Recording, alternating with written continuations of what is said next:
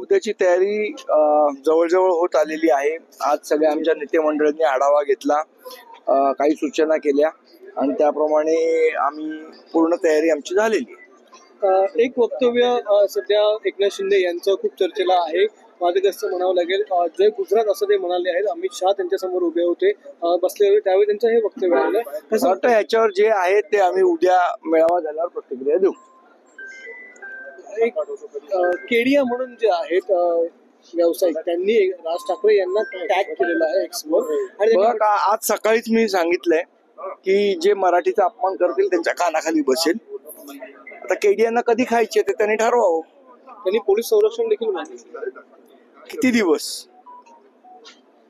किती दिवस संरक्षण घेणार ते आम्हाला बघायचं आहे। उद्या असं नको व्हायला की पोलिसांनीच त्यांच्या कानाखाली वाजवाय। परिणय फुके जे आमदार आहेत ते असं म्हणतात की ठाकरे हा ब्रँड नाहीये, तर ठाकरे हा बँड आहे। आणि फुके काय? फुकटचे फुके।